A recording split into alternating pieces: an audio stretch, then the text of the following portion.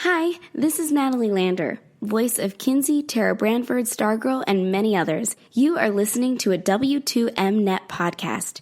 You can visit W2Mnet.com for other podcasts about entertainment, video games, sports, and wrestling. Good evening, afternoon, whenever you happen to be listening, and welcome to the Kickoff, a presentation of the W2M Network. I'm your host. My name is Harry Broadhurst. Thank you for joining us once again on your favorite method of listening to these particular podcasts. We do appreciate the patronage. I'm here with the usual cast of characters for the Kickoff. We start with the executive producer, your anchor man, and the picker of the winner of the poll for the Tennessee Titans with Warren Moon, Mr. Erik Watkins. See, it's people like you out there in podcast land that made me change my gin and tonic with heavy lime to milk and cookies for the night. Stay classy, W2M. The unprofessional Jason, you're my boy, Lou Teasley. You could just call me Neve tonight, and welcome to Catfish. And the Riz, Randy Isbelle, as our executive producer tries to recover. I can't follow that one. Erik, since you're not drinking the gin and tonic, I guess just hand it over. Well, I mean, you like them equal parts gin and tonic and a lot of lime juice? Here you go. Have at it.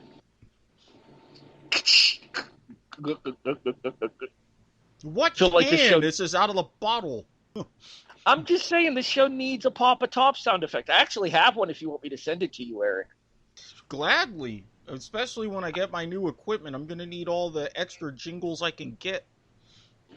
I got you. Bells and whistles aplenty forthcoming. Most excellent. All right, so we finally finished our greatest of all teams here, and I feel the need to start the show with this particular note.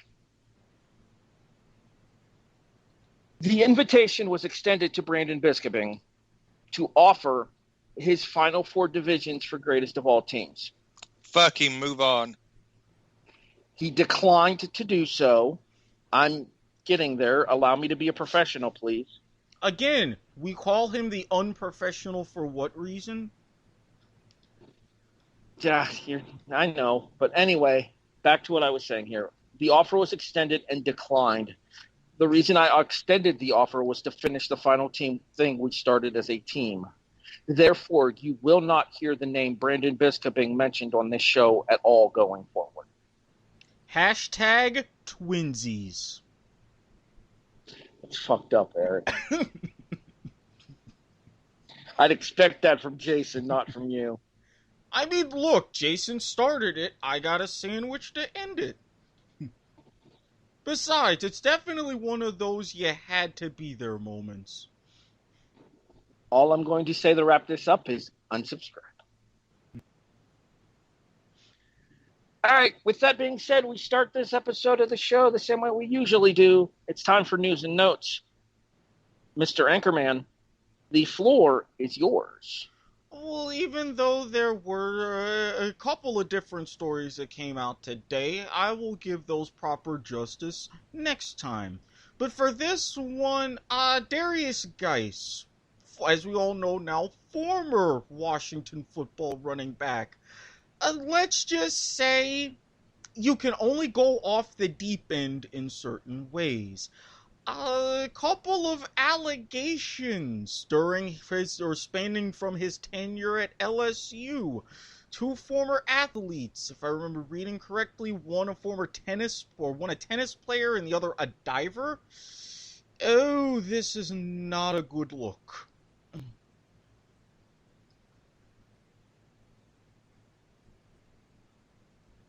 Microphone. No, because I mean... You want to go first here, Jason? That's fine. Yeah. Such a promising young talent going by the wayside because just like a lot of things we see in today's society, people just don't know how to fucking act. And yeah, I'm a little salty this evening. You'll find out why shortly. But yeah, I mean, anytime, we see this as a growing trend, and I'm going to take my soapbox, hop up on it for a second. And for all the NFL is doing for social justice and everything, they're neglecting to do what is needed to be done and kind of trying to sweep things under the rug. And this goes back to something that Randy said on our previous serious episode, on our latest Let's Talk About It, that you can find in the archives, is, want to commend people for standing up and speaking out, because obviously if this had not gained national attention and the people hadn't spoke out, this probably would have got swept under the rug by the NFL and by the organization. Randy? No, the NFL would never sweep anything under the rug until a video came out. That never happened, ever before. No, I'm glad, that the truth is going to come out and we're going to learn more about this stuff in the weeks going forward. But all we have to say to Guice is, well, at least you played a couple games in the NFL. Bye. Do you remember what I titled the segment when we discussed him last week, Erik? Yeah. Darrius Guice is thinking with the wrong head. Well, apparently he was doing that back in college, too.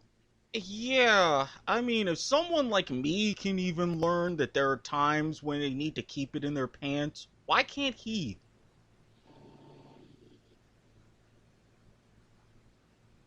We're going to take a quick moment here. We're going to pause for a quick second. We'll be right back. Apologies for that. Something came up off air that we needed to deal with here in regards to the show situation. But back to the Darrius I will guys. say, normally, that would have been a time where we would have an early commercial break. But in previous executive producers have had a habit of not fulfilling certain things that they mention. Continue. Moving forward, Erik. Anyway, to Darrius Guice, yeah, all the talent in the world, and you threw it all away to try to get your dick sucked. More, less, whatever. Some of these women that are coming out and accusing you, I don't know what you did to them. Frankly, I don't want to know, because as a father, if I did know, I'd want to beat your ass if I were those girls as dad. Oh, it's bad. From what I've read, it's bad. Speaking along the lines of two fathers who are on this panel, I'm willing to bet they would be in prison if somebody did something like that to their little girls. Yeah, pretty much. The point being here, Mr. Guice, and I use the term Mr. in the absolute loosest sense possible, go fuck yourself. Darrius, you dumb fuck, are making guys like me look bad. Think about that. Think about it. There's a difference between consensually doing stuff like that and taking something like that. Oh no, I'm not even saying it that. It's just, you all have seen the way I look. A lot of people who don't look like me will see me and think of him. Yeah, you look like Ortiz from AEW. We established that on the show. Well, and Randy, I see Randy does agree with when he got that reference. So, all right. So, but this goes back to now I'm outed as somebody that watches AEW sometimes. Thanks, Jason. Jeez. Look, Randy, it's not that bad. It's ties to Jacksonville, and I live here. It's okay. It's okay. Erik does stand in work when he can during the coronavirus. Technically, when they've been in the stands during this pandemic, it's actually been Erik, and you just didn't know. Yeah, I have my ways of hiding. All right, so I mean, just to wrap this subject up real quick and not give this fuck much more airtime than he deserves. This goes back to the previous show, and it's the culture that has been cultivated and that we're seeing more and more often, just like sliding into the DMs that we discussed that led on to one of our most intriguing and engaging conversations. This happens as well. And like I said, I mean, I don't want to give this fuck any more credit than what he deserves. So, I mean, the next topic I think is going to be a little bit more in depth and something we need to tackle head on. So, Erik, on to the next episode. Yay, yay, yay, yay. Well, we were just going to do that at the end of the show from now on. No, like I said, with me, I can only do it in full at the end of the show. Y'all will see. But for this next one, we get a little bit of a twofer because one particular former announcer happened to slur his words on a hot mic, and another one slurred his way through an autocorrect fail. Now, normally we don't see potential careers collapse and end in real time as quickly as we do. But we may have just witnessed that with Thom Brennanman, who, former Reds announcer in the booth, who happened to extend his work in the Fox Sports family to also call NFL games. Well, there was a hot mic coming back from commercial. He was describing some currently still unknown city in a very homophobic slur sort of a way, then does the Reds promotion. And if that wasn't enough, when he apologized, he literally stopped mid-apology to call a home run. Needless to say, he left the broadcast in short order. And if that wasn't enough, you had another announcer in another sport, another broadcaster for the Charlotte Hornets, lucky enough to be in the bubble, happened to be watching a playoff game, because let's face it, Charlotte wasn't in it. What else do you have to do? And he is now suspended after sending a tweet that didn't even get the chance to age well. Yeah, some autocorrects shouldn't exist for certain reasons. All right, let's go ahead and talk about a couple of these here. First of all, the Thom Brennanman situation. My assumption is Kansas City, since that's where they were for this particular game, but I don't know. It's I'm going to say it's a West. I'm going to say it's a West Coast, San Francisco Bay Area. But more to the point here, it is the word that the British use for cigarette. Except here in America, it has a much different connotation. Oh, yeah. It's short for a different 6-letter word that you don't say. Speaking of 6-letter words you don't say, John Focke, I assume that's how that's pronounced. Although it is sure spelled. I mean, it's sure spelled like how he acted, isn't it? Yeah, and again, Nuggets. The Denver Nuggets. How do you not proofread your tweets? And how do you make that difference between Nuggets and a racial slur? Yeah, how is that autocorrect in your phone to begin with? Okay, so just out of theory, I wanted to try to give the guy the benefit of the doubt. So I actually typed that word into the messenger. And my phone auto-corrected me, which means that that's a word that he probably uses on a somewhat regular basis. Thank you. That's what I'm getting at. Because there are a lot of words I use on a regular basis, and my phone takes a while to know. Yeah, I mean, you look in the predictive text. I mean, your phone typically does predictive text when you type certain letters.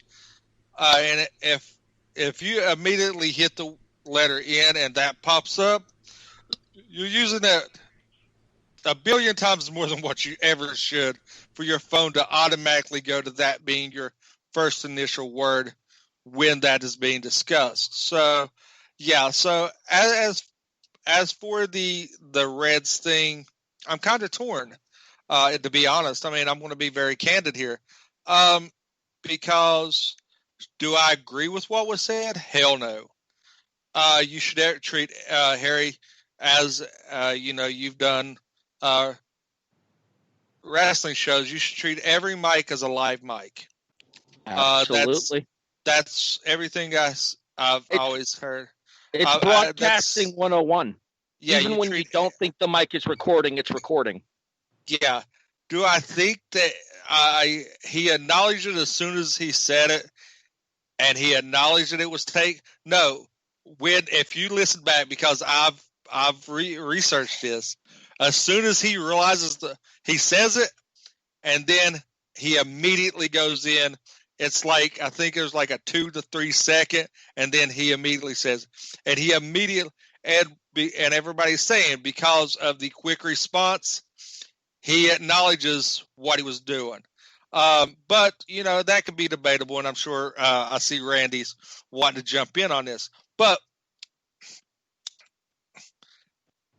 do I think that his livelihood should be taken away over one mishap? That's the part I'm torn on. I think he should be reprimanded, maybe attend some sensitivity training, something like that.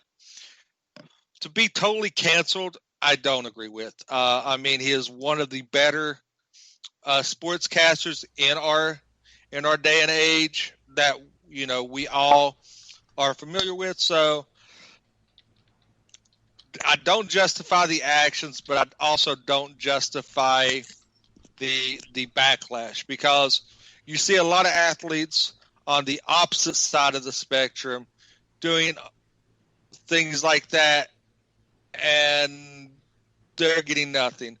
But with this culture today, people tend to pick and choose the severity of things based on two people could do the exact same thing, and depending on what side you fall on, you can have totally two different outcomes.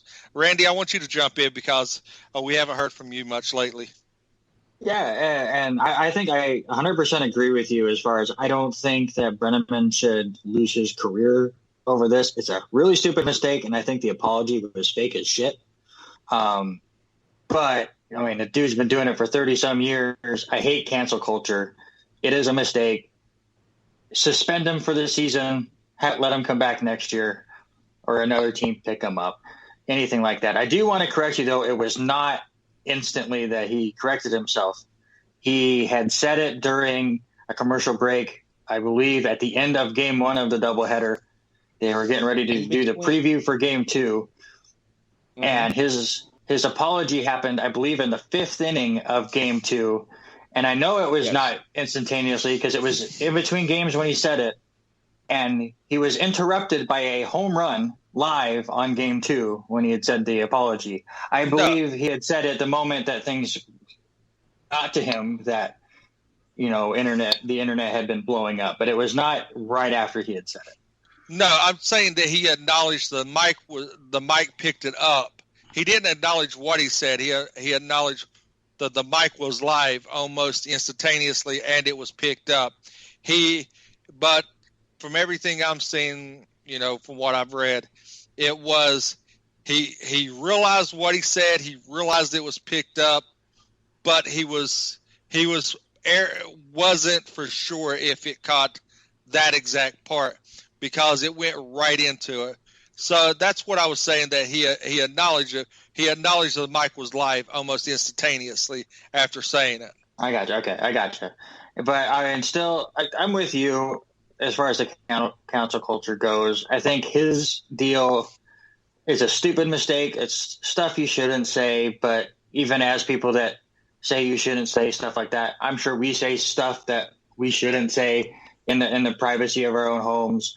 Like I'm very much against the N-word and all of that, so I don't say that. But I'm sure I say stuff that somebody else would find offensive, which I make sure that there's no mics around me that might possibly be live.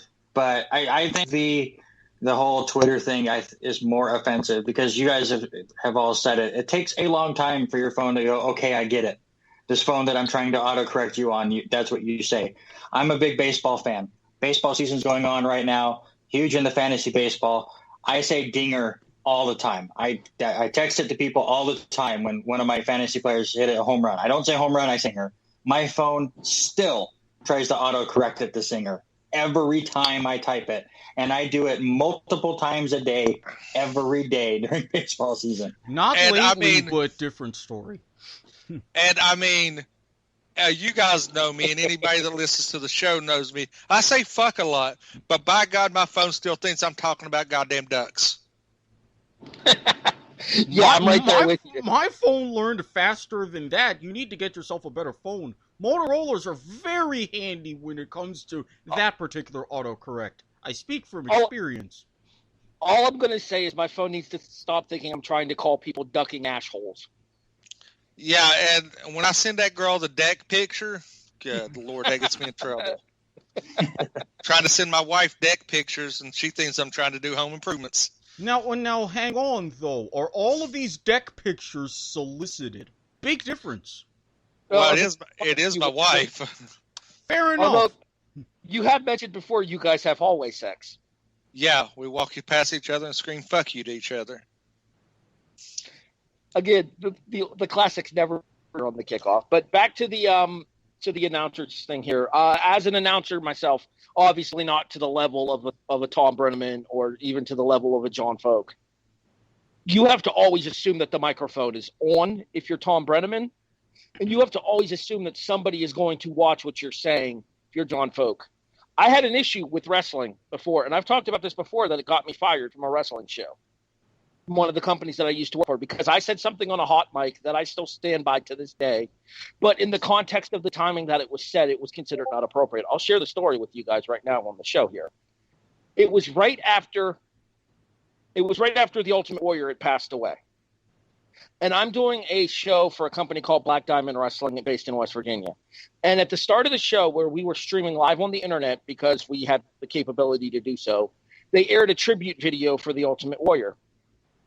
And me, I've never been a Warrior fan at all. Cannot stand the guy. And I think I've told this story to you guys off air before. And we come back, and into a hot microphone, I say,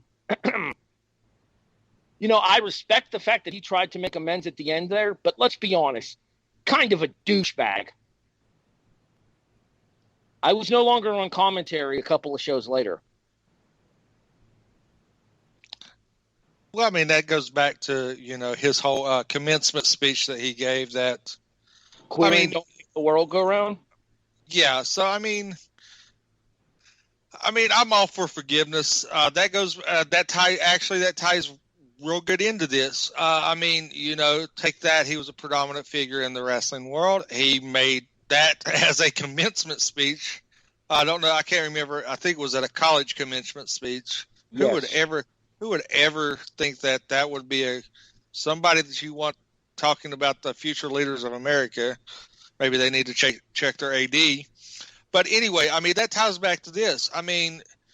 For everything that he said that was very non-PC and everything, and for him to be given forgiveness, why do we hold certain people to different standards? Going back to what I said, that takes. I'll make this, and we can move on. I was up last night. I think I was actually talking to you guys, waiting to take the dogs out. And are you guys familiar with the movie Rush Hour? Yes. Do you know that they now run a disclaimer in front of it, as well as many other movies, upon looking, that these movies were made in the 90s and they don't, and racially charged jokes are not acceptable now. And it's a movie. And you now have these disclaimers running in front of some of our movies that were predominant comedies and action flicks of the 80s and 90s.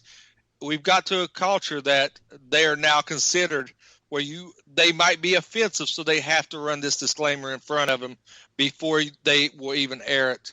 And there actually a lot has been edited out of Rush Hour when you watch it on a network television now.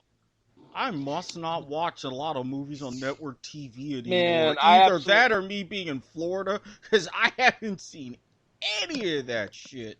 Well, Yeah, I now know what I know what I have to do, because I know we were checking out that new Peacock streaming thing that NBC does, and all 3 Rush Hours are on there. So now I have to go look after this. USA Network aired Rush Hour 3 after NXT last night. And disclaimer, these movies were made during a different time. What was considered acceptable back then may be considered offensive to certain viewers. Viewer discretion is advised. Yeah, I'm viewer, and I'm like, well, why the hell did you take this shit out in the first place? That's why I don't watch network TV to begin with. Hey, Eric, Yes? isn't it also true that you never touch a black man's stereo? Well, obviously. Even Jackie Chan said the same thing with a Chinese man's, so it goes both ways. So, to summarize here, and then we're going to move on because I think these were the only news topics that we had for the week. They to summarize here, for Thom Brennanman, the suggestion that I'm going to make, and Jason kind of touched on this here, donate the rest of his salary for this year to an LGBT anti-defamation agency. To John Focke, the announcer for the Nuggets, or not the Nuggets, for the Charlotte Bobcats, yeah, I can't help you, homie. You're fucked. They're the Hornets again, so... Whatever. He's still fucked. Yeah, he is. And with that, we move on. Okay, so the reason we did such a short news desk this week, I said desk. Anyway, the reason we did such a short news desk this week is because we're actually starting our 2020 NFL predictions and previews. We're going to start with the AFC, and then starting with the AFC, we're actually going to start with the I did it again. Wait, no, you did it. I'm about to say it. It's like, wait a minute. So we are doing the NFC after all. Yes, absolutely. That's a call back to last week's episode. We're starting with the NFC. One of these days, I'll get this correct. It won't be this week, apparently. But in order to do that, we're going to start with the NFC East. And starting with the NFC East, we might as well go to our residential homer to begin the previews. And that would be Jason Teasley. And as we're doing the East, we do have a special guest who is the Neve to my Max here on the W2M. It is the head and the one who writes the paydays here. It is Sean. How you doing, Sean? Paid? Well, he takes my payday, so. Yes, we have a resident Cowgirl fan on the show tonight that will be helping Randy discuss the Dallas Cowboys and what is known as Jerry's World. As we're going to talk here, we're going to kick it off with my beloved New York Giants. Now, the glaring thing that will be missing from the 2020 New York Giants team, and, thankfully for every other team except Philadelphia in the division, that will be the absence of one Eli Manning, who has retired and officially handed over the reins to Daniel Jones. As a Giants fan, it does come with a heavy heart that we did lose pretty much one of the franchise greatest quarterbacks in Eli, but also some changes happened in the coaching staff. We lost Pat Shermer, Mike Shula, Hal Hunter, but with Sean being on here, it's be a perfect time to discuss. We did gain somebody who I feel wasn't prepared to be a head coach and was way over his head, but I think he's going to be a hell of an offensive coordinator. And that's when we did add Jason Garrett from Dallas. So I think coaching-wise, we did an upgrade. I think our offensive line upgraded by adding Andrew Thomas, Matt Pert, Shane Lemieux, Cam Fleming, and Tyler Haycock. Now, we did lose what is one of our biggest losses on the offensive line is Nate Solder did opt out of the 2020 season. So I think that will be a hard hit. At the other skilled positions, not really anything to write home about. Our receiving core is still intact for the most part, relying heavily on Shepard, Tate and the emergence of Darius Slayton. Now, our tight end position goes one of two ways, either with Ingram or without. It's either we're good to go or we're absolute shit. So, I mean, running backs, of course, we've got arguably one of the top 3 running backs in the league. I'm sure Sean will expound on the number 2 running back, in my opinion, in the league when him and Randy tackled Dallas. Defensively, I didn't do much research because I had to work all day, so we won't talk much about that. So, but I look for the Giants to have a very good season. I don't think that they're going to be able to go over that cusp yet, but I do see them finishing with a possibly. I see them going 500 on the year. Pick somebody to go next. All right, so let's go ahead and get Erik out of the way. I see how it is with that smile on your face. Well, there's some good news for Eagles fans. You've still Good news, everybody! Good news, everyone! You still have Carson Wentz as your quarterback. But, yeah, for a man to throw for 4,000 yards in a season where none of his receivers got 500, and you're still, 9-7 division champs, don't want to talk about the wild card game, which I would understand. That's the good news. The bad news is you ideally would want some improvement from that wide receiver core, and you've still got Alshon Jeffrey on the PUP list. I mean, yes, you have Deshaun Jackson. Yes, you have J.J. Arcega-Whiteside, but what else do you really have? And can Carson Wentz basically do it again? If he can, then you're going to finish right about where you were last year. If you can't, or if he gets hurt and you turn to who you drafted in Jalen Hurts, well, that's going to be a whole other can of worms. Defensively, thankfully, not a lot of major changes, which is good because you were okay. Yet you want to do a little bit better as for maybe giving up not so much against the run, but in another, I would say potentially weakened NFC East, if you could go through a season that was the opposite of what you had injury-wise, you're bound to make a little bit of noise. I, as we usually do, will give my order of finish once we're done with this division. Who's next? Harry, care to talk redacteds for a bit? Yes, you can call them the Washington football team all you'd like to. On this particular show, they are now and will forever be the Washington Redacted. That being said, you know what they should be considered? The Washington what the fucks is this offense? Because there is literally nobody of interest outside of Adrian Peterson and potentially the comeback story that we discussed last week with Alex Smith. Yes, Dwayne Haskins Jr. is still listed as the starting quarterback. Will Dwayne Haskins last the full season as the starting quarterback in Washington? Probably not.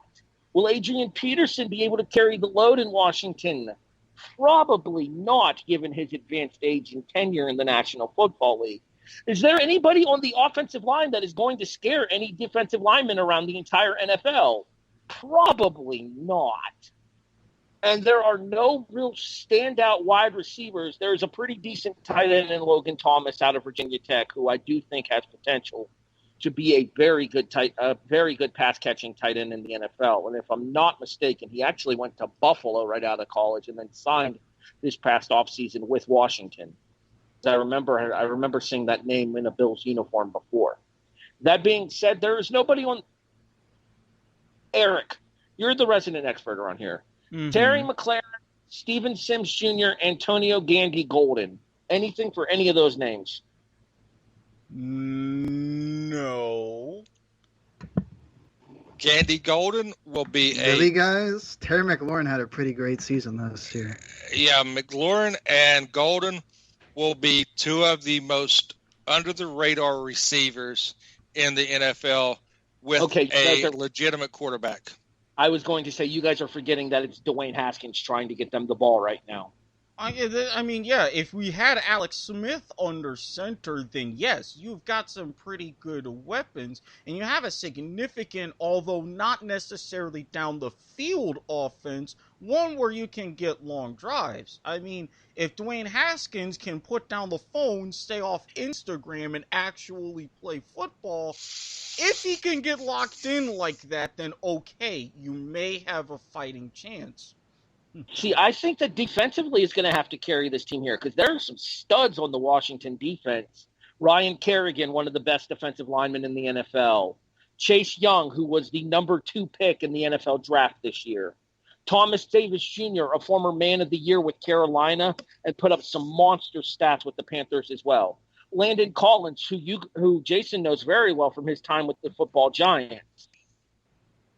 There's actually some talent on this defensive side of the ball here. And if defensively they can carry a probably suspect offense to anything resembling commonality, like the ability to have a balance between the two sides of the ball, Washington may be able to surprise a few people, but I don't think they'll surprise enough people in order to get out of the basement in the NFC East. We'll talk more about official order of finish for the division a little bit later on.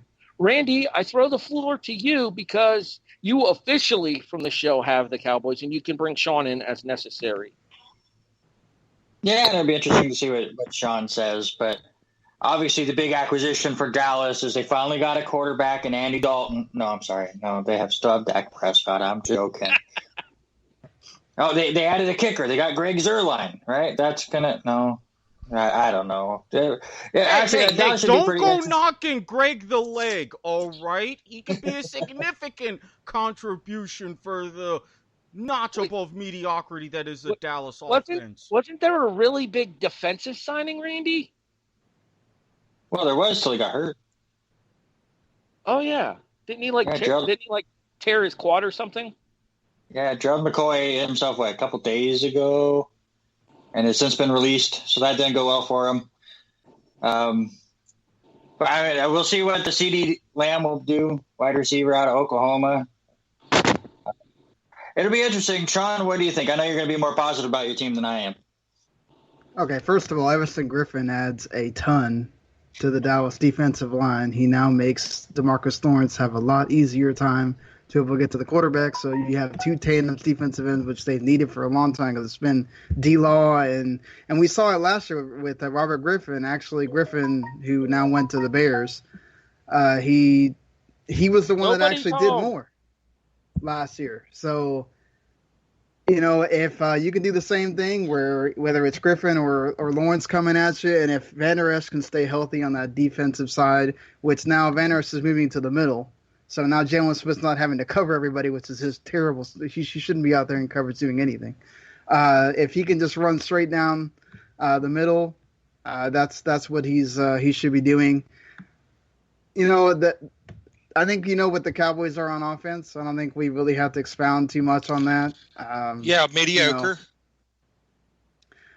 It doesn't, regardless of whether they were mediocre or not, they were still the second most efficient offense last year in the entire NFL. And now with a much better coach, without that piece of shit Clapper over there. Now you got a much better coach, better entire coaching staff that actually, makes good decisions and knows what they're doing, will actually make this entire. I'm going to disagree with you there because if that coaching staff knew what they were doing, Andy Dalton would be starting. No, sir. Dak Prescott, the single most overrated quarterback in the NFL. How many playoff wins did Andy Dalton get again? I'm just saying, we're acting like Andy Dalton's some godsend or something. As long as he has more than one, he beats pretty much the entire Dallas franchise since they last won the Super Bowl. We're sitting here acting like Andy Dalton's some godsend. I me and you give jabs because we are division rivals. Talent-wise, I think Dak is a good quarterback. Between the ears, I think he's a piece of shit and he doesn't know what he's doing on the field because he doesn't make good decisions. He doesn't make good decisions off the field.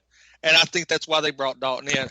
You know, me and you talked, and I told you flat out, I don't think that Dak would be the starter in Dallas. I think that where he hasn't signed his thing, they would start shopping around, and rumors did swirl. But what I want to make this, and I'm actually going to give you a positive, is I think Jerry Jones got the steal of the draft. Do I think that he needed to add Lamb? No. But to add Lamb in that offense and place him in the slot where he could absolutely destroy underneath and get like open field yards after catch, I think that they got somebody that can get him the ball, especially losing Witten and not having that predominant tight end position. Lamb is going to annihilate linebackers that try to have him in coverage, and it's going to be an absolute nightmare to try to catch in the open field. So I do commend Jerry Jones for that, and I do think that Dallas got the steal of the draft by snagging Lamb when they did. And even though they needed help elsewhere, which, I mean, you yourself on draft day, we've talked, and you said, you know, you kind of were surprised with it, but Jerry took the best player available. He didn't draft for need, he drafted for talent. And whoever you put under center with that offense, I mean, I'm pretty sure any one of us five could probably be a mediocre quarterback with that talent behind us. They always have a good offensive line that does give protection. I mean, you do have Elliott, who is arguably 2A, 2B, you know, interchangeable him and Barkley as the second best running back in the NFL. So you've got somebody that you can hand the ball to, and then you got a Gallup, Cooper, and now Lamb, who is possibly one of the top receiving cords across the board. And yes, I'm actually giving Dallas credit, and I'm so shocked in myself. I kind of threw up a little bit. But, I mean, the offense has the talent. My problem is I don't think that they can win with Dak Prescott. I have a very real question for everyone on the show, because we kind of jokingly talked about this a little bit in the group chat, but I genuinely think it's going to happen. And we'll do this in the old show format here. Randy, buy or sell by week 7, Andy Dalton's the starter in Dallas? Jokingly buy, but I will say sell. Jason? I would buy that. I think Prescott gets the start, and if they struggle within the first 3 games, he gets pulled for Dalton. Erik? Honestly, especially with Mike McCarthy and what he can try to do with an offense, they get off to a bad start, I would honestly buy that. Sean, you're the Dak apologist on this panel. Do you think that there's a chance that it could happen if he gets off to a bad start? Not by week 7, though.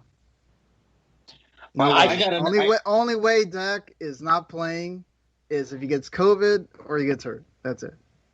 Yeah, and he don't stop playing unless we're talking about way further into the season and the Cowboys have no chance, or we're resting Dak because you got the division sewn up for some reason, which shouldn't happen if the Eagles are good. Well, that ain't going to happen. Hang on.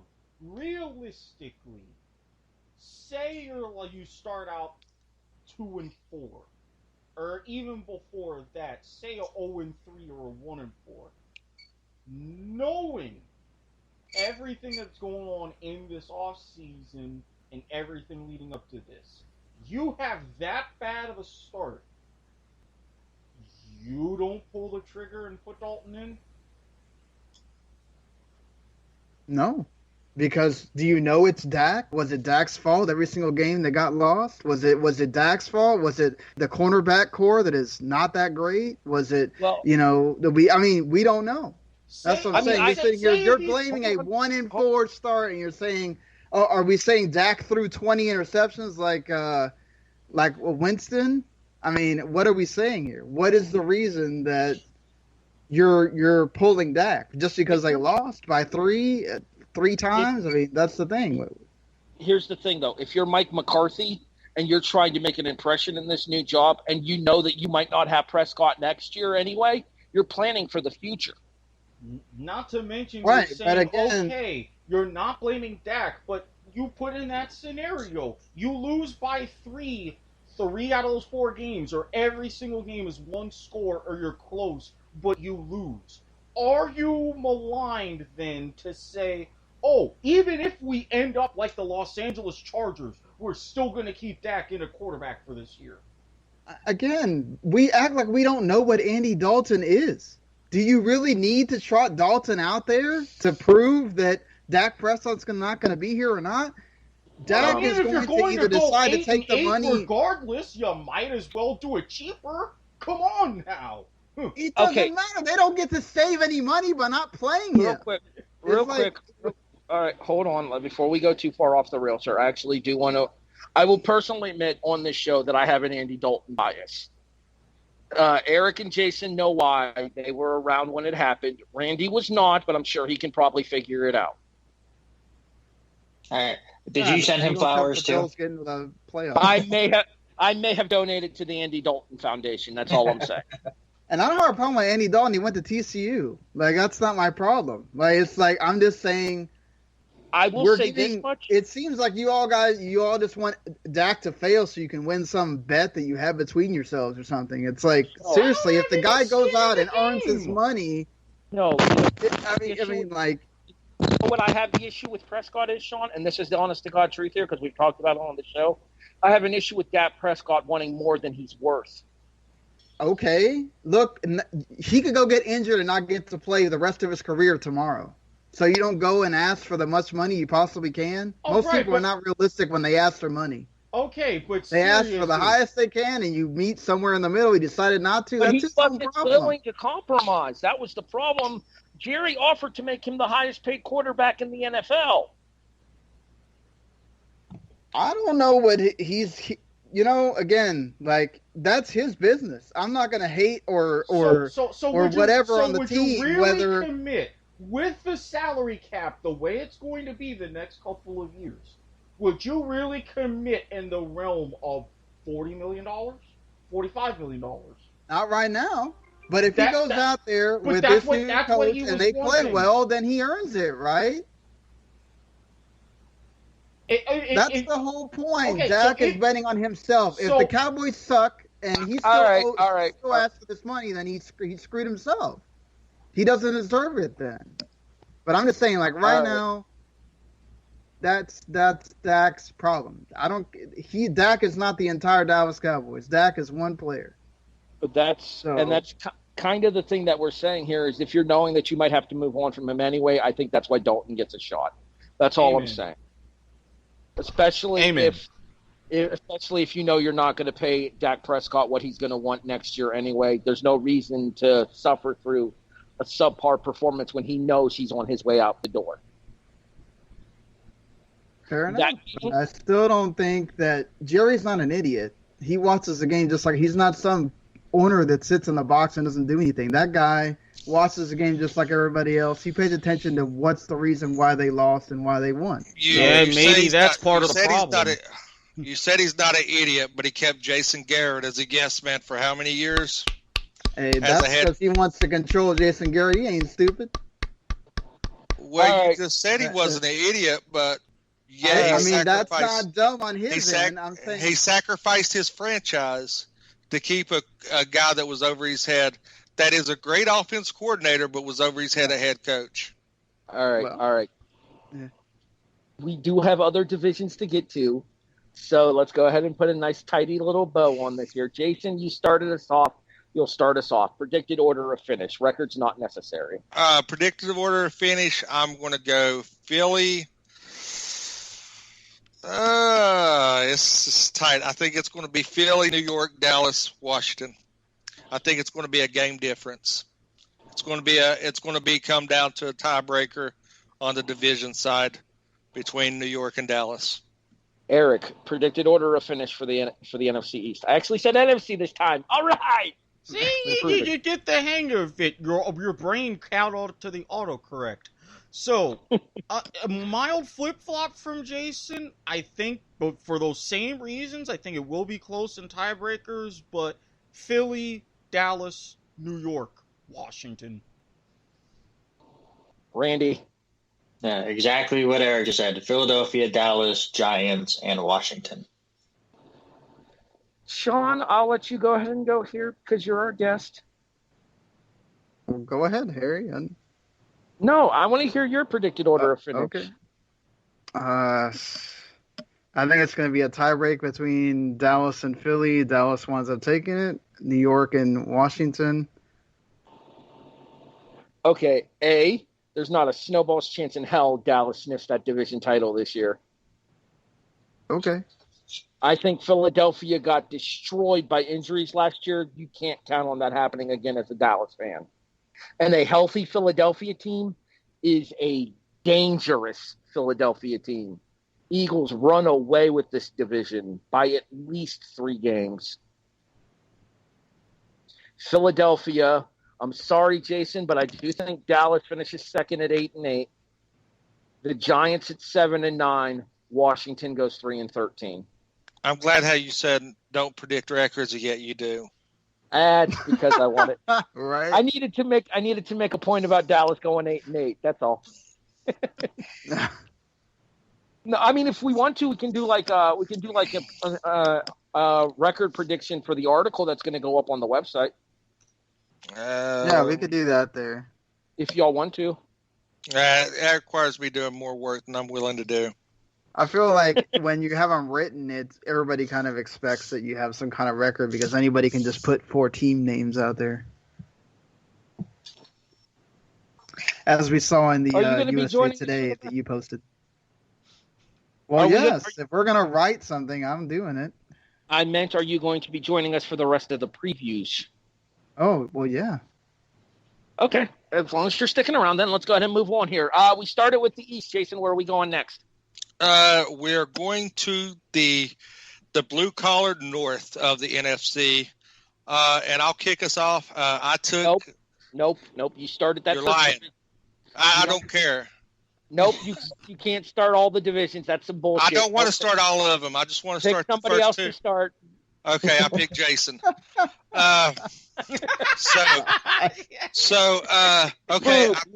I picked the chairman of the W2M Network to start. So, hey, chair, got this? I'm picking the chair. For himself. I'm picking the chair. I'm picking the chair to start. They're just speaking through me. Oh, no, because as last I checked, the chair is probably worried about some WNBA game or what have you. Well, they did open Buffalo Wild. I wonder if anybody told the chair it's the Nuggets, the Denver Nuggets. Well, I mean, he probably did get to go back to work. They did open Buffalo Wild Wings back up. So, this is a tricky team for me to cover because you have a lot of potential, but you have a lot of question marks, mainly being Matthew Stafford and his back. He had some microfractures last year that he played through, and arguably, I think I have to respect him. Don't kind of agree with what he's done off the field recently and some of the things he said, but I respect his on-field. I think they're set at quarterback. I think Stafford is a very viable upper tier that kind of flies under the radar for people. But what the biggest upgrade that we see in Detroit is the emergence drafting of DeAndre Swift out of Georgia, who gives the Lions a great running attack by committee with a great receiving back with Swift coming out of the backfield to pair with Kerryon Johnson. They have a lot of similar styles. Swift has a little bit better hands and a quicker cut. And, Kerryon does have that injury bug that has haunted him his career. But I think this makes a great 1-2 punch for Detroit in that. Now, at receivers, you do have Kenny Golladay, and one of the most underrated receivers, and I don't care what anybody says, he's about 104 years old, and that's Marvin Jones, who steadily is a prime wide receiver too for any team. That he makes plays and he draws defensives. You have to plan to put up a defensive front against Galladay and Jones. My emerging tight end is Hawkinson, who was a rookie last year that came in.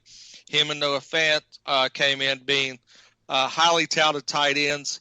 As we all know, tight ends don't usually take a little bit to gel and progress when coming up to the NFL. So I think he's going to have a big year. Defensively, they was 21st they ended 21st in the league on the NFL side, and rushing yards allowed, 13 touchdowns and 7 runs over 20 yards. Opposing running backs averaged right around 4.1 yards per rush. So, I mean, their passing, they was last, allowing 4,500 yards and 33 touchdowns through the air with only getting 7 interceptions. I don't really think that we're going to have a big turnaround from that. I think defensively it's going to be shootouts for Detroit. But with that offense, I think that they can run up and down the field. It's just going to be a matter if you can put the ball in Stafford's hand at the end of the game and let him lead you on a game-winning drive. So with that, Harry, I'm going to go over to you since you bitch. All right. First of all, the biggest issue with Matthew Stafford that I have is that over the last couple of years, he's basically been Matthew made a glass Stafford because he cannot complete a full season recently. And it's unfortunate because when Stafford is healthy and Stafford is leading the Lions, we saw what that team is capable of, having a couple of postseason appearances earlier in the 2010s. So with Stafford under the controls with Detroit and them having the offense that they have the ability to surprise some people with the receiving core that they have with Stafford at quarterback. And now you mentioned the 1-2 attack at running back with DeAndre Swift and Kerryon Johnson. Kind of funny to see SEC rivals lining up together in the backfield like that, Georgia and Auburn. I'm actually going to be talking the Chicago Bears, however. And the reason I have the Bears is for one particular person that I wanted to talk about, and he's actually on the defensive side and arguably the best defensive player in the National Football League right now, and that's Khalil Mack. The thing about the Chicago Bears defense is that they've actually added a few other pieces this year, in addition to having a lot of their other big names returning to the team here. I'm looking at the depth chart in the base 3-4 that they play over on ESPN.com, and I'm seeing names like Roquan Smith, who had a really big year at linebacker. I'm seeing names like Danny Trevathan, who's had opportunities in the NFL and has previously shined before. I'm seeing a guy like I'm seeing a couple of guys on the offensive line like Akeem Hicks, who's had standout performances during the course of seasons as well. So defensively, they have the opportunity to still become that old monsters of the Midway defense, similar to the defense that led them to the postseason a couple of years back. The problem is offensively, but they may have had the solution to that because a man who has escaped the indignation that is Jacksonville, Nick Foles will be looking to make a difference in Chicago. And I think this is one of the ones that we can guarantee that if Trubisky fucks up within the first couple of weeks of the regular season, his ass is getting benched for Nick Foles. In addition to that, you have a running back team of David Montgomery, who surprised a lot of people last year, and Tariq Cohen, who made a really solid 1-2 punch. Receiving core of Allen Robinson, Anthony Miller, and Ted Ginn Jr. Ginn Jr. is also good on special teams, although he's kind of designated that role nowadays to Cordero Patterson. And then Jimmy Graham at tight end, but their first-round draft pick is going to be challenging Jimmy Graham, and that would be Cole Kmet out of Notre Dame. Realistically, there is quite a bit of talent on this team. However, whether or not they're going to be able to put together all of that talent remains to be seen. Randy. Yeah, so I have the Green Bay Packers, and they're going to be really interesting because I don't really think they addressed anything that they really needed to in the offseason. I mean, we all remember their draft where their first two picks were two positions they really needed, apparently, a quarterback and a running back, and Jordan Love, A.J. Dillon, because that will help them this year. They do go out and get Devin Funchess, but with all the COVID stuff going on, he decides to opt out, so that doesn't really help them either. They get Christian Kirksey out of the Cleveland Browns, nice little linebacker that should help out a little bit. So basically they bring back the same team.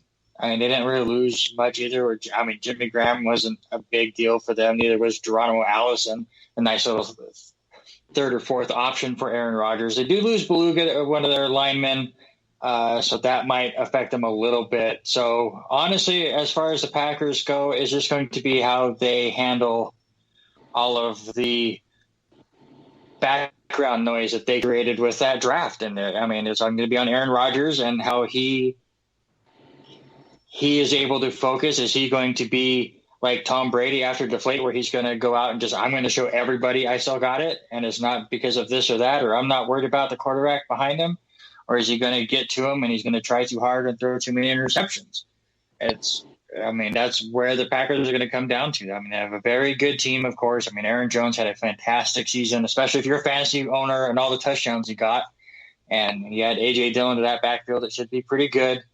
Devontae Adams, one of the top 5 wide receivers out there, is good, but still doesn't have a lot around him since Funchess stood back. You have Lazard and Valdez-Scantling out there. So it's going to be tough for the offense. Defense was okay last year. They did add a lot of younger talent to that just for some depth, but no like game-changing moves there. So if anything, I think that Packers take a small step back and probably still are in playoff contention. Real quick before Erik does the Minnesota Vikings here, I do want to mention something about the Packers. We talked about the quarterbacks with Chicago. I think Green Bay is going to be another interesting case here. And I will go on the record as stating this right now. If Jordan Love ends up as the starter in Green Bay this year, they don't make the playoffs.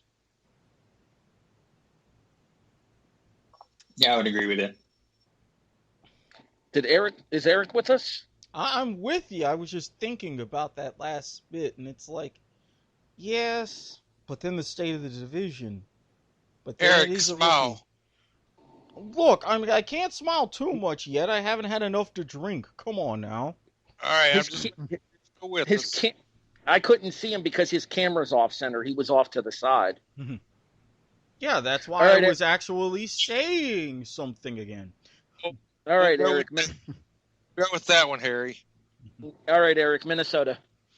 Now, the good news I'm going to say right out of the gate. On paper, schedule-wise, this is a 12-4 team. Why do I say that? 12 of the 16 games kick off at 1 o'clock Eastern. Why do I highlight that particular thing? Yes, you know him. Some of you like him. Kirk Cousins.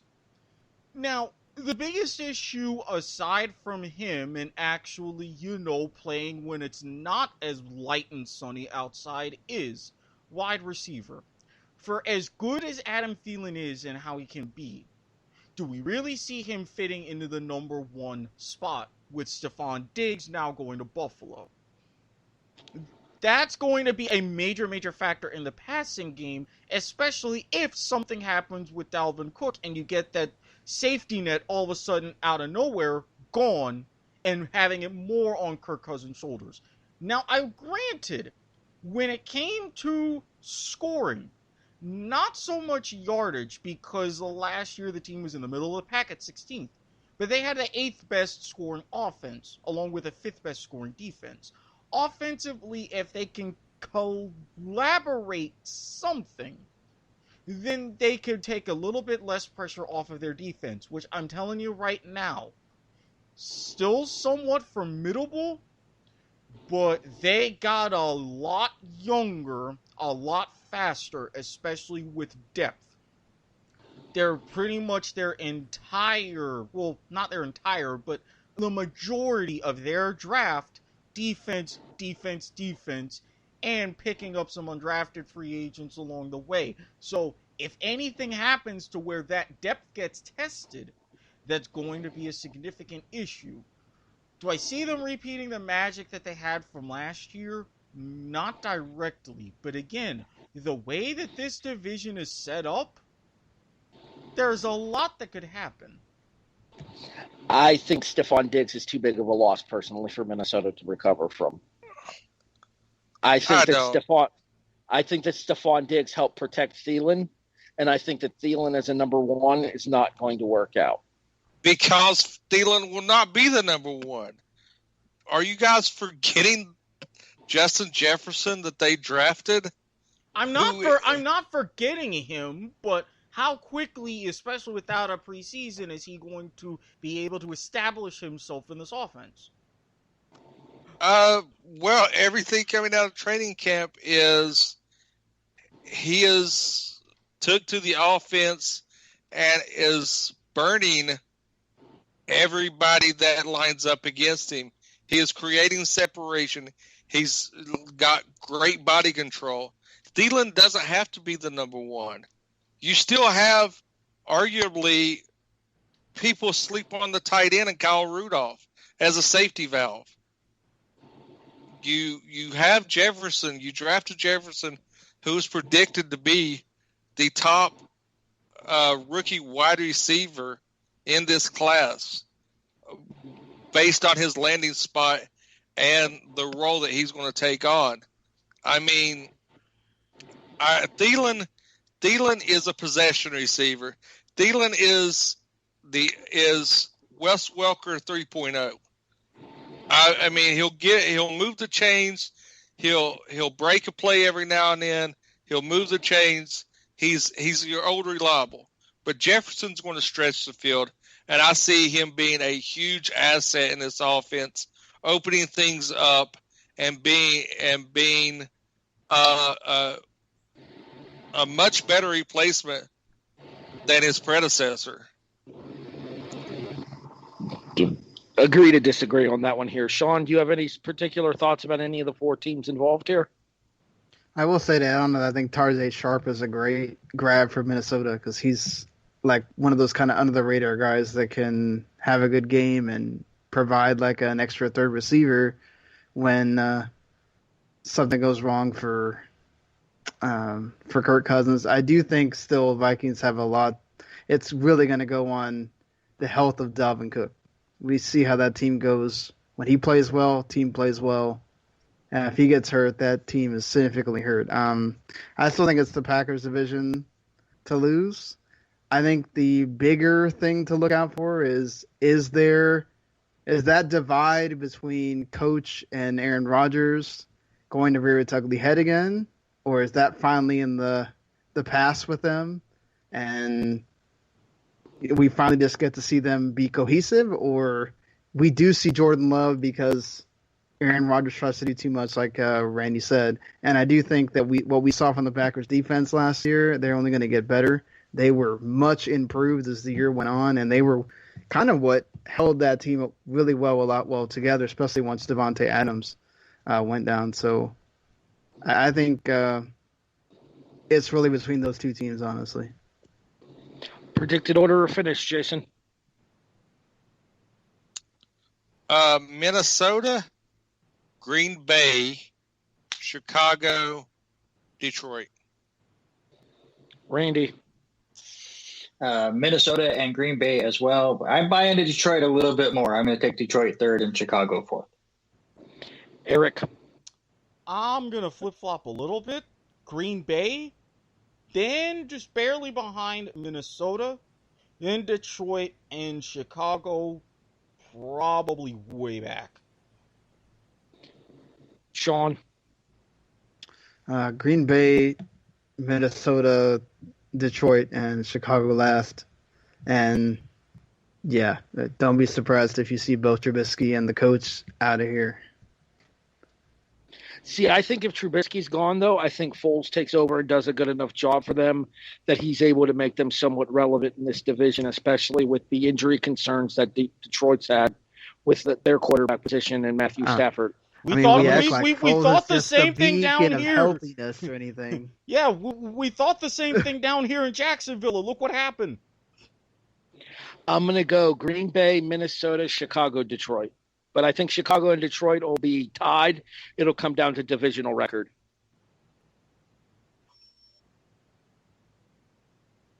I think we're going to the South, Jason, right?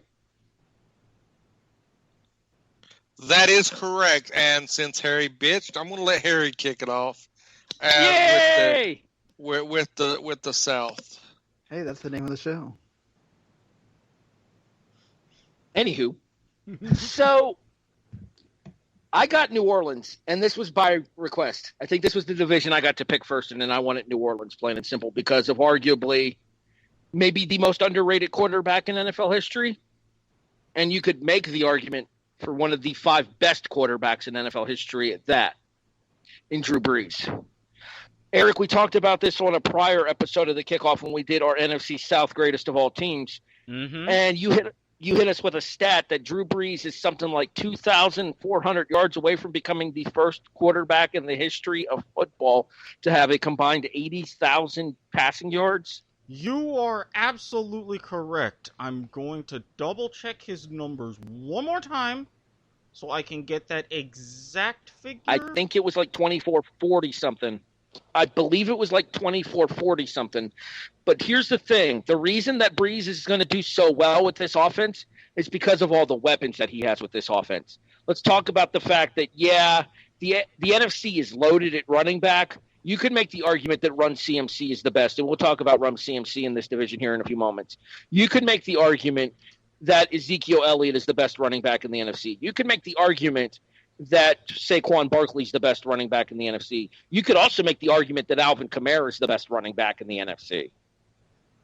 It is a top-to-bottom loaded position in the NFC, and frankly, one that I'm surprised the Pro Bowl committee doesn't have more and more difficulty with every year just because of how stacked it is. In addition to having Alvin Kamara in New Orleans, they also have the former Minnesota Viking running back Latavius Murray backing him up.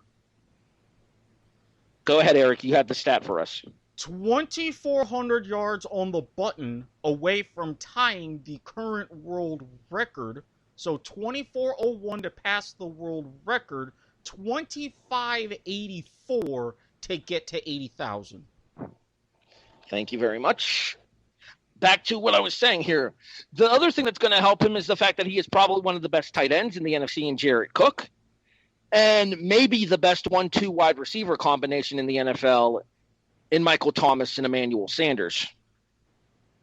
This Saints team is predicated on offense, and they are loaded with weapons at every single position.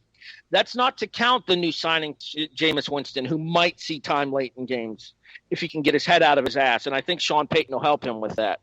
That's not to count wildcat option Taysom Hill, who has had many incredible performances coming in to spell Drew Brees in the past. Defensively, it's a different story, because defensively is where this team has struggled in the postseason. Defensively, and, well, referees, let's be honest. But defensively, they've gotten burned several times on plays in the postseason that have ended up costing them games. Specifically what happened with the Minnesota Miracle and Marcus Williams, who was still the starting free safety for the New Orleans Saints. Specifically, Marshawn Lattimore has had more than his fair instances of getting burnt. The secondary is a weakness on this team. The modus operandi in New Orleans is outscore your opponent. And in my opinion, based on what I'm seeing defensively here with the top to bottom lineup for the defense here, it's going to have to be the same once again this year. Can the offense continue to play basically ping pong and put up as many points on the board as they can in order to spell the defense that's going to allow more than its fair share? Erik. Oh, I am glad that you mentioned Taysom Hill, because I was wondering where that was going to go. But for another team that's a little bit more maligned, it's Atlanta. Ever since the magical times, depending on how you look at it, of 28-3, it hasn't really been pretty in Atlanta. For the Falcons, you never know if mentally they'll finally be able to get over that hump or get back to where they even were. And now with this sort of a retool, I'm a little bit more skeptical. At running back, you've got Todd Gurley. How are his knees going to hold up dealing with everything with arthritis? How are you going to have with Julio Jones and Calvin Ridley? Can they continue to be that 1-2 punch? And especially with Julio, now that he is in his 10th season, can he still keep things up as the way he has before under the helm of Matt Ryan? With tight end, now what are you going to do with Hayden Hurst, who you got in a trade from Baltimore? Those are some of those question marks that I worry about on that side of the ball. Then defensively, for everything that was Vic Beasley, gone. Now you're inserting everything that was Dante Fowler. How are you going to try to incorporate him along what would otherwise be just a so-so defensive line? Are you really going to be able to win these kind of middling games, or are you going to put together with these tools something that I'm going to personally say I wouldn't really expect? This isn't one of those divisions like we've talked about so far here in the NFC. This is much more crowded, and you would really have your teams at the top. I don't see Atlanta being one of them.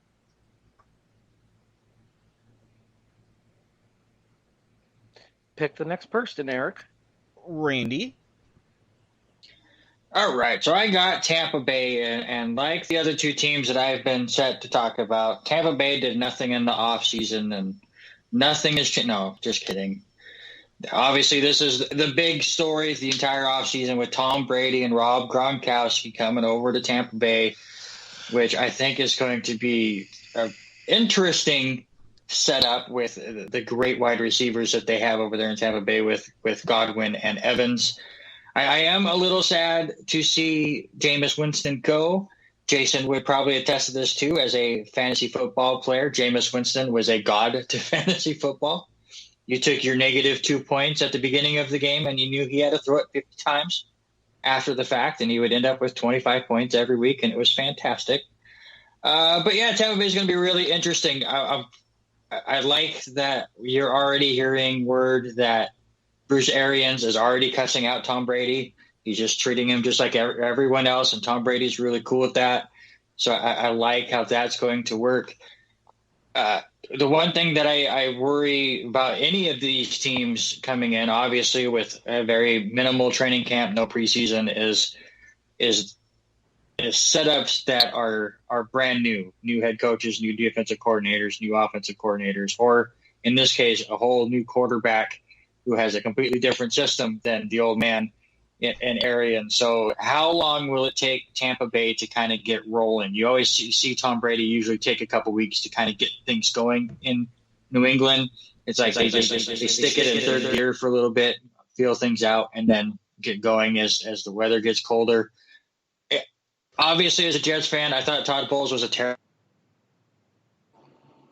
defensive. Give him a second year there. I think the defense is going to improve as well. It's just honestly about how everything's going to mesh in Tampa Bay. And they have a really, like Erik said, this is a tough division. And especially when you look at having to play New Orleans twice, and it's not a gimme division win for Brady this year. So it's going to be a fun one to watch, I think, all year long. Jason, the Cam Newton era. Yeah, Jason, the Cam Newton era has ended in Carolina. And for some reason, Harry thought that I was going to, he was really looking forward to me covering the Panthers because of Cam Newton. I'm still trying to figure out why, because I was never really a big Cam Newton fan. On the field, I was never a Cam Newton fan. Off the field, I was. He did a lot for the community and stuff. So I will put that out there. Now, the biggest thing about this team is what's on the future. They have arguably the best running back in the NFL, and Christian McCaffrey. He is a dual threat, both coming out of the backfield and as a runner. What is great about it is we had Teddy Bridgewater make a lateral move, leaving New Orleans and becoming a Panther, and arguably one of the best upgraded transitions for the division. I mean, outside of the Brady thing, I mean that's debatable. I mean, like Randy said, if you're a fantasy football person, it could be debatable because Winston would get you -6 and then throw for 750,000 yards and 12 touchdowns in garbage time. Yes. But the most significant thing with the Panthers is the addition of Teddy Bridgewater and their draft. All 7 picks of the Panthers draft this year was on the defensive side of the ball. I mean, you do have a solid offense with the addition of Bridgewater. Receiving core needs to be upgraded. They did lose Olsen, who took his wheelchair and walker and went to Seattle, and now it becomes a weapon for Russell Wilson. But, I mean, they went out and they seen the trend in the division and wanted to beef up their defense. So they used all 7 picks on the defensive side of the ball. Primarily the defense, their 7th overall selection, Derrick Brown, defensive tackle. They added a pair of linebackers in the 2nd round. And I really like this team now. I think this is going to be the surprise team of the division. They're not. They're going to sneak up and get some wins. This is arguably the toughest division I have on paper to try to predict because you have so much firepower and defense that can match that firepower across the division. I mean, Arians is going to get that Tampa Bay defense started up, and they've got an offense to match now. Carolina doing, with the addition of a upper tier quarterback that will transition, and we actually will get to see what he's capable of with an offense, and then they go out and attack the defense side. New Orleans is always going to be there. And who knows what Atlanta team's going to show up. They're the Jekyll and Hyde team. So I really think I'm really scared to try to pick this division. So that's why I'm going to go last and let you guys go first. So everybody can just not copy off of me and just totally pick completely opposite of me. All right. So before we actually do division predictions here, I think that the thing that we need to talk about is the fact that this division's going to hurt itself in the long run this season. And what I mean by that is these 4 teams are going to beat the crap out of each other. And they're probably going to weaken each other to the point that when it comes time for the postseason, even with the expanded postseason with 7 teams making it from each conference this year, that the teams that do come out of the NFC North are going to be right for the picking come postseason time. Erik, agree or disagree? I agree to an extent, and I'm going to kind of tease my order here. They're going to You can go ahead. Well, they're going to beat up on each other, but I think they're all going to beat up on Atlanta because I think that even with what they tried to do in the offseason, I don't think it was enough. New Orleans 1, in my mind, Tampa Bay 2, because, let's face it, Gronk love football. Gronk like porn star. Gronk gonna love Tampa. Carolina 3, and Atlanta right in the cellar. I feel like we're going to find Gronk on Pornhub. Randy, buy or sell that these teams are going to take it out of each other to the point that none of them have a good performance in the postseason? I actually sell that. I think that is more the case for the last division we're going to talk about today. Jason? I'm going to sell that because, as the old adage goes, iron sharpens iron. I think by having that constant level of intensity and gameplay, you're going to actually see the winner out of this division go very far in the playoffs, if not win the Super Bowl. Sean? I'm going to agree with Randy. Your opinion don't matter. I'm just I think it's going to be more the NFC West than this division. We'll predict the NFC West next. However, we do need predictions for the NFC South, Randy.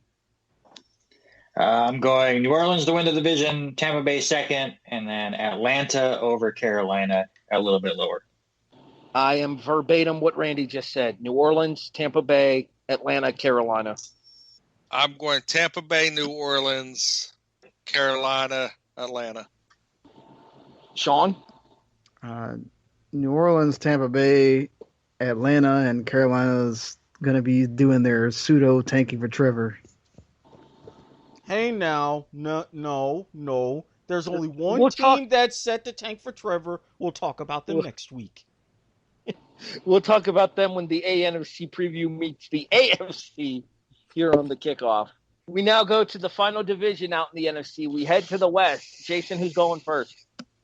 We're going to give it to Sean first, our resident guest, and because just we general thoughts, Sean. This division's going to be fun. I think you got to watch out for Arizona with Kyle Murray now getting to throw DeAndre Hopkins and Kyler, and then getting to throw to Fitzgerald and Hopkins on the same team. I mean, talk about awesome if you're Murray trying to get better in this as a quarterback. And then, Kenyon Drake finally gets to have his time getting out of the shadow of what was there. And I think that defense is going to improve. So I think watch out for Arizona to take wins off some of these other teams. I think San Francisco didn't do enough in the offseason. And I think that running back, I mean, it's great scheming by Shanahan, but it's going to be so hard for them to do that, rushing so much like they did last year. I think that's going to get found out a little bit. And this division is going to be fun because Seattle also, even though I don't think Jamal Adams is going to be that huge piece that everybody keeps saying he is, because they need more of a pass rush and more defenders. But with Russell Wilson there doing magic, you never know. And I don't know what the Rams are. Are they going to be the back half Rams, or are they going to be the beginning Rams this year? All right, pick one of us to start. You know what, Randy? Go for it, man. All right, so I got the San Francisco 49ers, and I don't know what it was with me picking teams that picked up a key acquisition that decided they didn't want to play this year. But they have picked up Travis Benjamin to replace Emmanuel Sanders, and Travis Benjamin opts out. And it's – I mean, obviously 49ers making the Super Bowl last year and having that thing dead to rights until, 7 minutes ago, and then Mahomes did Mahomes things and Robert Taylor had an orgasm. But I think Emmanuel Sanders drop that also helped too. And I think it's still going as we speak. But San Francisco does lose a couple big pieces. Obviously, DeForest Buckner getting traded to Indianapolis is going to hurt. Joe Staley retiring is going to hurt. And they do lose Breida, who is really good for them, but they have enough running back depth where I think that's okay. A nice pickup out of Arizona State in the draft, whose name I'm going to butcher, but Brandon Ayuk. Is that how you say his last name? Close enough. But yeah, close enough. Yeah, it's somewhere in there. Ayuk. Mm-hmm. Put him with Samuel, be all right. Obviously, Kittle got the big payday. You add in Jordan Reed, which will be interesting to have the two tight ends set. I think Garoppolo's good. I know he kind of got shit on there for blowing the lead in the Super Bowl. And I don't think he's top tier, and he may never reach top tier. But I would put him top half in the league. And when you have a really good defense like the 49ers do, and you have some really good weapons around you, especially at running back with Mostert and Coleman, and now you have McKinnon who has struggled to ever stay healthy. If he can healthy and be that change of pace back, and do some crazy stuff out of the backfield in the passing game for them. I think the 49ers can be just as good as last year, even though they lost some key pieces. Yeah, one of the things we talked about when we did our Super Bowl review last year was the fact that for all the people that were blaming Garoppolo for what happened in that game, that's just as much on the coaching staff for losing their aggressivity as it is on Garoppolo for not being able to execute maybe as well as he was in the first half. Aggression. I'm making up words here. Be aggressive. Be aggressive. Look, I mean, if Valid. I got the vibe right, we're going in order of superciliousness and for this division from most to least, so I had to chime in at some point. All right, so who's going next, Randy? Go ahead, Harry. All right, so I take you over to the Seattle Seahawks. And the thing with Seattle is you mentioned the Jamal Adams thing, Sean, and we talked about that in depth, obviously, with Randy being a Jets fan. And we all agreed on this show that the Seahawks overpaid. 2 firsts and a third. We all agreed that the Seahawks overpaid. As good as Adams was, and as much as the secondary has kind of been the calling card of the Seahawks over the course of the last decade on defense, their bread and butter right now is inside of their linebacker core with people like Bruce Irvin, Bobby Wagner, and Shaquille Griffin. That's the heart and soul of their defense right now. So Adams coming over to solidify the secondary, while nice, it's not the driving point of the Seattle defense at this point anymore. I do want to focus on the offense here because we are primarily an offensive-focused show here on the Kickoff. And I want to talk about who I think got the job of this entire offseason, and that's Will Disley, who I actually thought had a really good season with Seattle last year before he got hurt. And I think that the signing for Seattle of Greg Olsen from Carolina is kind of an insult to Disley's performance.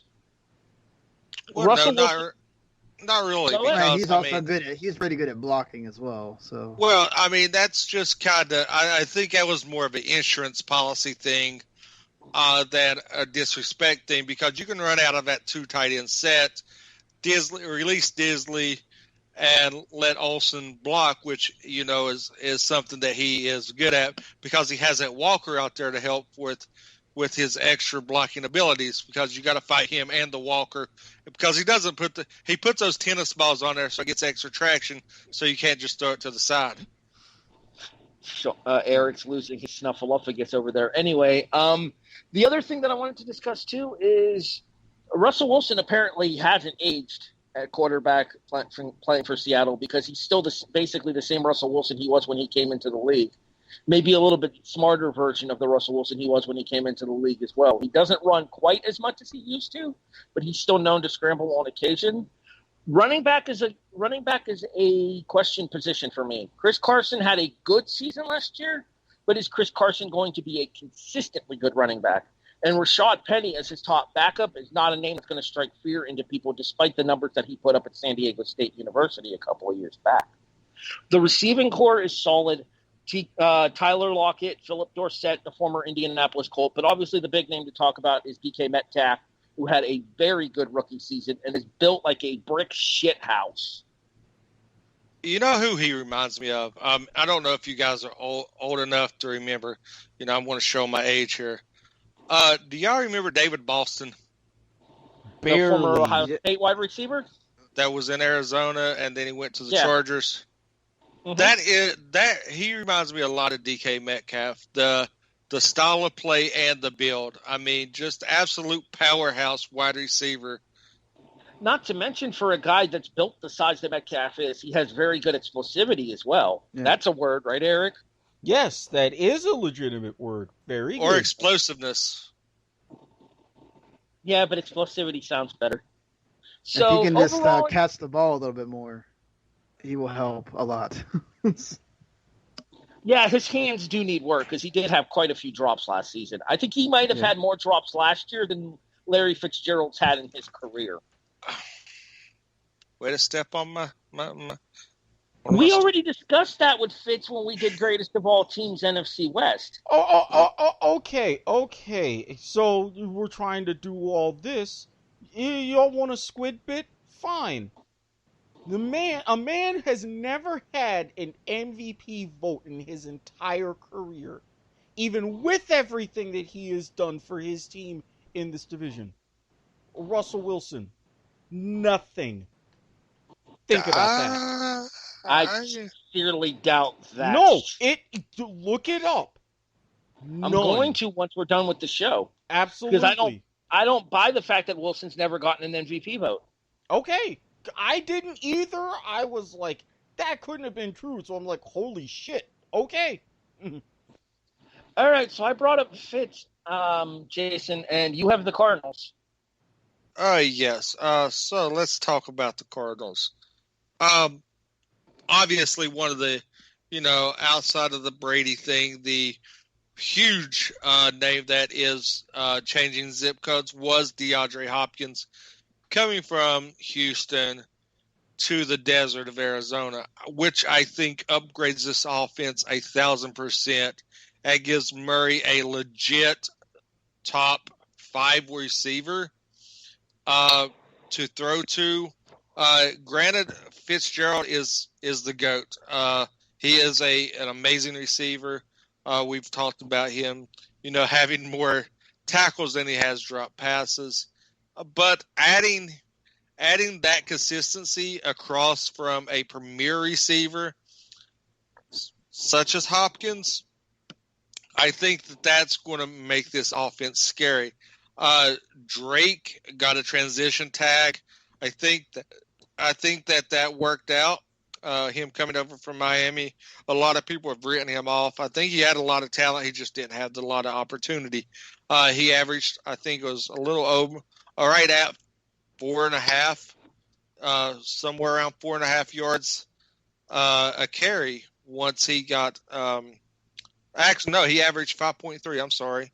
5.3 yards a carry, which, I mean, is a huge bump. I mean, that's better than some of the top running backs in the NFL was averaging. Of course, the wide receiver thing. I think on offensive side, I think that Arizona's lacking to have a tight end, and a lot of people don't attribute a tight end as a key position. But like we was talking in Seattle, you do need a big body that can block and also be your release safety valve to move those chains when you're going through your progressions and looking downfield. So I think that if they can get tight end in Arizona, that offense is going to be great. Now, the defensive side, I think they're a product of the division they play in. I think they're a middle of the road defense, but the division they play in is what really hampers them because you have some really high-powered offenses there to face. You're facing 3 teams with high-power offense that can produce. So just bear with that. I think this division is really going to be tough. Everybody goes back and listens to my high praises of the NFC West from last season, and I was wrong. Sometimes it's given. Mm-hmm. I will admit I was wrong, but hey, I'll still hang my hat on that Alabama prediction. So a blind squirrel will find a nut every once in a while. So, but I think this division's going to be a really fun division to watch. Randy's going to get to watch most of it, being over on the left coast. He's going to get a lot of games in there. Of course, I do too, because where I work, I get every game free. NFL Sunday ticket, plug. We can't be bought. We can be rented, as Harry says. By God, I can be bought. Between AT&T and Capital One, they own my soul. So I think this is going to be a really fun division. I'll go ahead and give my prediction on how it's going to finish. I think it's going to be Seattle by a landslide. then I think you're going to see. I'm going to take a surprise. I think I want to take Arizona to finish second, the Niners to finish third, and the Rams to be the bottom of the division this year. All right, a couple of things here. We'll reiterate your picks here once we get to the end of the division. Sean, you're muted. That's why nobody can hear you. There was a reason you were eating, so I muted your mic. Yeah, I don't know why, but we can't hear you still. So you might have to check your audio feed. You may have to leave the call and come back. Erik, you have the Rams.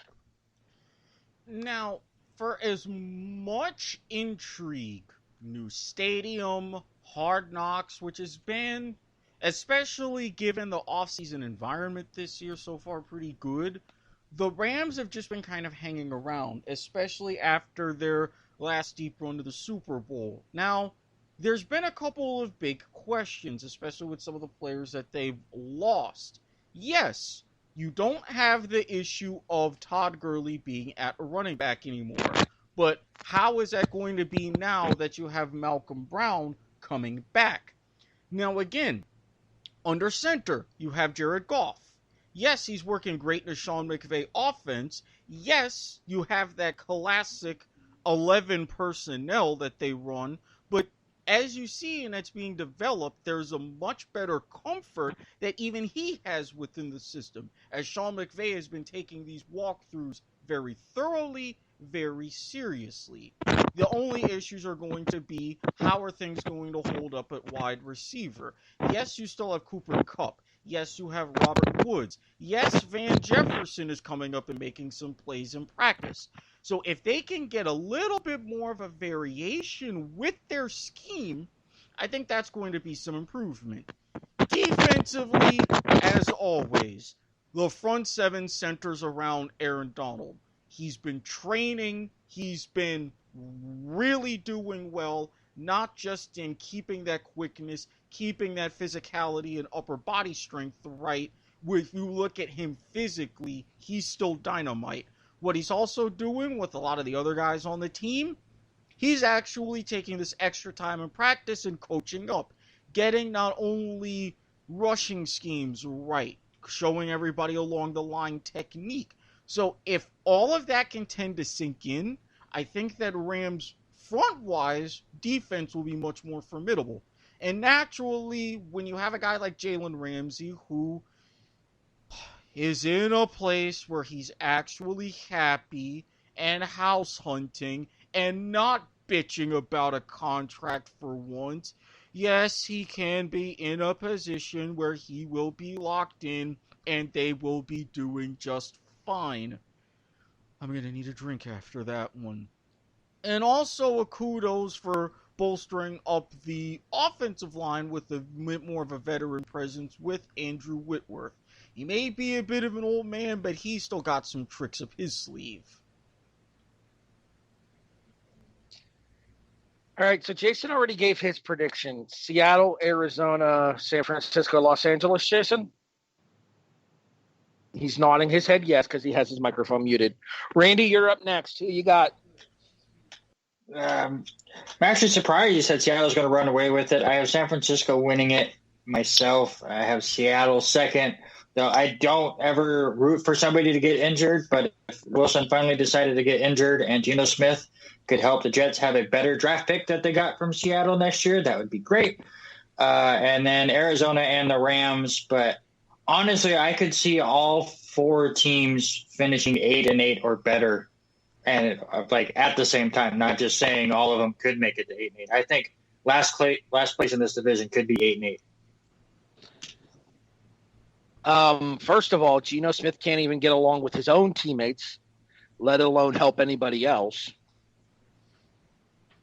I'm just saying, I'm a hopeful guy, all right?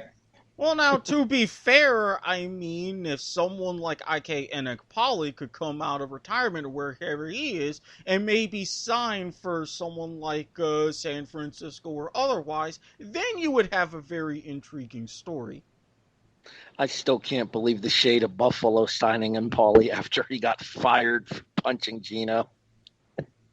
Erik, what you got in the NFC West? I've got Seattle taking it in a close one. I do agree for the most part with Randy, although I think Arizona won't quite get to 8-8, but I see Seattle winning it in a close race over San Francisco, winning it in a tiebreaker over LA, and Arizona not too far behind. While I'm confident that LA is improving, I don't think the Niners are going to fall off that much to warrant them going any lower. This division's actually the toughest one for me to predict. Like Jason was saying, top to bottom, this is a really, really solid division. That being said, I think you have to go with the defending NFC West champions here. I have to take San Francisco to win the division. Do you think that the Rams will be a lot better than they were last year? Will they be good enough to surpass the Seahawks? I don't know. And Arizona is going to be one of those things where it depends on how much progression Kyler Murray makes in year 2. So officially, I'm going to say San Francisco, the Rams, Seattle, Arizona. Sean? Finisher? I had to make sure my microphone was actually on this time. I had muted myself. Not party foul for not offering to share with the group. Sorry, I wish I could send it to you long distance. Man, I want to say with this expanded playoff format, if we didn't have that, San Francisco would have some kind of Super Bowl hangover a little bit and maybe miss, as most Super Bowl teams have done in the past. I don't know. And Erik probably has a stat somewhere in his head. But I'm going to say that the 49ers somehow still do well enough to be the tops of this division. I think you're going to really see them be so compacted. It's going to be difficult. I feel like we're going to wind up seeing more of the Rams of the end of the last year. Maybe they'll get second. And, man, I don't know. I'm going to say Arizona surprises and gets third. And Seattle's fourth. But, I mean, we're talking about like maybe a game difference between these teams. We're not talking about somebody's in the cellar. They're just all that good. What Randy said is 100% possible. It is entirely viable that these teams will split with each other in the division and then feast outside of it and end up in a situation where all of them finish at least 500. 100% viable. I think that's very likely. Not to spoil what I'm going to do in the next 2 weeks, but my prediction is a wild card does not come out of this division, but they all finish at least 8-8, and it's going to be crazy. See, I think at least one of the wild cards does come out of this division, but we'll go into specific predictions as far as wild cards go in 2 weeks. Sean, before you get going, why don't you go ahead and toss out a plug? Where can people find you online? Well, I'm at W2M Sean on Twitter. I do a mostly regular video games podcast. That's the official games podcast at W2Mnet.com. Video games to the max. And yeah, catch me writing some game reviews and whatnot. Maybe sometimes doing an extra show with Randy here and there. I mean, you both focus on video games. It would make sense that you guys would do something together, possibly. Jason, I can see you falling asleep over there, so why don't you go ahead and get your plugs in so you can get going to bed, dinosaur? I'm here.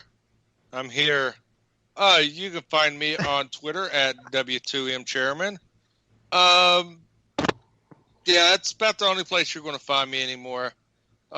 Pretty much getting away from the old Twitter, except for migrating everything over to my more professional account. So always be on the lookout for any updates concerning the kickoff on the W2M Network at W2M Chairman. You'll see the team reveal of who we have on the AFC side, if Harry can remember, to call him the AFC. next week. So always look forward to that. And always feel free to interact if you do happen to listen to the show and you do follow along. Feel free to shoot a message about a topic that you may want or a question you may want to be brought to the table concerning AFC teams. And I'm sure one of us will be willing to tackle it. Until then, it's on to the next episode. Yay, yay, yay, yay. You going to save that for the end? I'll cue you in if you want me to, Erik. Well, naturally, because we all haven't done our plugs yet. All right. Jason's gone, but in fairness, he has to work early tomorrow. So, Randy, where can people find you online? You can find me at Randy Isbelle on Twitter and also at chapter_select. Our next episode will be out Thursday. We're going to do the first 6 chapters of Judgment, me and Jens, where it's a book club for video games, basically. So if you played that game or you're playing it right now, join us there as we discuss what we think of it so far. Erik, where can people find you online? I am online at Squid Sportshead. There's a lot of things that I could be live tweeting, but Netflix has had me strangely intrigued over these past couple of weeks, so you might see me tweet about things like that. If you want to talk about other non-sports stuff, you can find me on Facebook under Erik Watkins. You know the drill by now. If not, guy, recliner, wine, Jags gear, etc. Yeah, you know the drill. We can talk about tutoring, any kinds of things. Lately, I have been starting some fights, which I find is now easier than ever. Now, if you're looking for reasons to be thoroughly distracted like I was, thanks to a certain co-host that dipped out a couple of minutes ago, you can slide on my DMs on Twitter, go through the standard vetting process, and you will gain access to my Snapchat, my Telegram, my dark Twitter, anything to your heart's desire. And naturally, this plug brought to you by the fine folks at Rick's TNT LLC, affiliated with Dun & Bradstreet. Website coming soon. Commercial in the works. I'm HEB the Eagle on all of your social media platforms, Twitter, Instagrams. If I had a Snapchat, I would be HEB the Eagle, but I don't use that, so, whatever. Harry Broadhurst on Facebook. By all means, feel free to reach out. Like Jason said, if you guys have topics that you want to see us cover here on the Kickoff, let us know. We're more than happy to take fan suggestions, and if the topic is relevant and if the topic is something that we feel we can get a good show out of, we'll definitely bring it to the table. Greatest of All Teams, for example, started as us just kind of spitballing postseason ideas, and it turned into an 8-episode situation where we got into some really good discussions about play present and the past and who we think in the current rosters could become the greatest of all teams going forward as well. So by all means, feel free to message Jason Teasley at W2M Chairman. Feel free to message myself at HEB the Eagle. Feel free to find us on Facebook. Feel free to send us an email over on the W2M Network website, and we'll be happy to at least consider the idea that you have for the show. In addition, I have 2 other podcasts that I am a part of. I do the Kickoff here on the W2M Network, obviously. I do the Reaction over on the Chairshot Radio Network. Myself and 411 Mania's Tony Acero discuss Raw and SmackDown on a weekly basis, in addition to covering the pay-per-views as they happen. And joining, once again, this next Monday night, Liz Puglisi returns to the Reaction starting on Monday after her extended hiatus due to some family issues that she was going through. So it'll be nice to have Liz back on Monday. In addition, I got to throw a quick plug out to my friend Clint Domingue, who's a part of Fantasy Wrestling League, but also the host of the Cajun Strong Style podcast and an actual sports radio talk show host on the Game 103.7 in Louisiana. I forget the exact city, but I know there's a number for. I forget the exact city. He's told me before, but I don't remember. But I'll look that up and I'll put that inside of the information for the episode, for the show episode. He does the Cajun Strong Style podcast, and I just joined him earlier today to preview NXT TakeOver this Saturday night. I think that wraps us up, gentlemen. For the departed chairman, Jason Teasley, for Sean Garmer, special guest spotting here. Are you going to be joining us for the AFC next week as well, Sean? Yes, I am. All right. For Randy Isbelle and for the producer, Erik Watkins. Lafayette. I'm Harry. That's the city. Thank you, Mr. Watkins. Indeed. 103.7 The Game.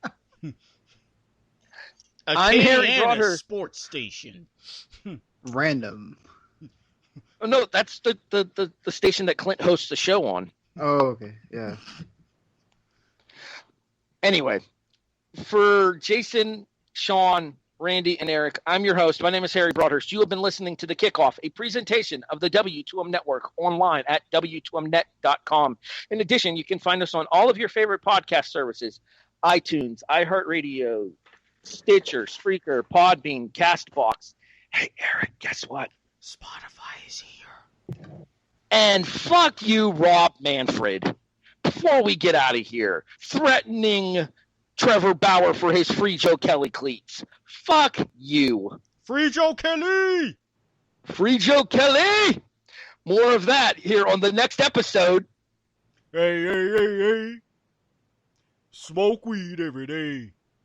Of The Kickoff, a presentation of the W2M Network.